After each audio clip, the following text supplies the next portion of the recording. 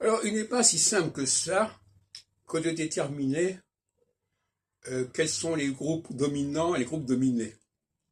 Ne serait-ce que parce que justement, en phase solsticiale, les groupes dominants deviennent dominés, et en phase équinoxiale, les groupes dominés deviennent dominants. C'est le problème du repérage. Alors, il y a un repérage qui apparaît assez simple, c'est celui des femmes. Là, on peut dire, oui, il y a tant de femmes qui sont présentes dans l'industrie, dans les services à certaines époques, qu'on recrute, et puis à d'autres moments, on en a moins besoin. Donc ça, c'est un critère intéressant pour étudier le processus de passage de l'équinoxialité à l'essolsticialité inversement. Mais, dans l'autre sens, quel est le groupe repérable que l'on puisse qualifier notamment d'élithique? Alors, on pourrait parler des juifs, mais le problème des juifs, c'est qu'on ne les repère pas facilement. On les repère par leur orthopraxie, par leur façon de manger, de se nourrir. Il faut qu'ils se différencient. On les repère par l'étoile jaune, etc. Il y a comme toujours un problème de signalétique du juif, tant sur le plan religieux que d'autre part. Et ça n'est pas si commode que ça, comme dans un système, que d'avoir des populations qui ne sont pas par elles-mêmes des signaux, mais que l'on marque de signaux.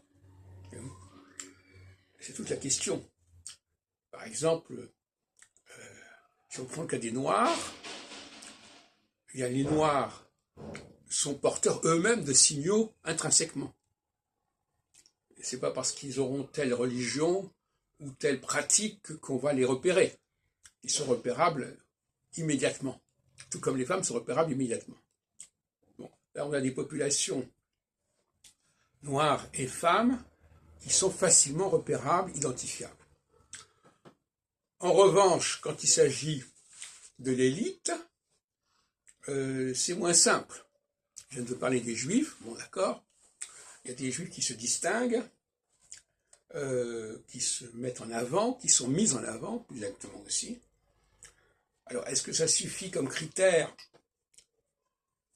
Alors, si vous voulez, pour conclure, je dirais qu'il y a des critères qui sont immédiatement donnés à voir, et d'autres critères qui impliquent que la société parvienne à différencier ces personnes-là, et donc si elle doit les différencier, c'est qu'ils ne sont pas différenciés. Il y a une sorte de logique. Ce n'est pas la peine que je signalise quelque chose qui est par lui-même signalisé. Donc il y a des gens qui sont signalisés par leur apparence anatomique, par leur physique, et d'autres qui sont signalisés par leur culture, par leur pratique. Alors, pour l'instant, on en est là. En phase solsticiale, on va faire appel aux populations non signalisées, ou plus exactement qui sont signalisées naturellement, si on peut dire, aux Noirs, aux femmes, etc., qui vont remplacer justement les populations qu'il a fallu signaliser culturellement et qui, à un moment donné, ne sont pas aussi productives, ne sont pas aussi attractives qu'en phase équinoxiale. Et inversement, en phase équinoxiale, on va mettre en avant ceux qui sont signalisés par la société, et non pas par la nature, etc., etc.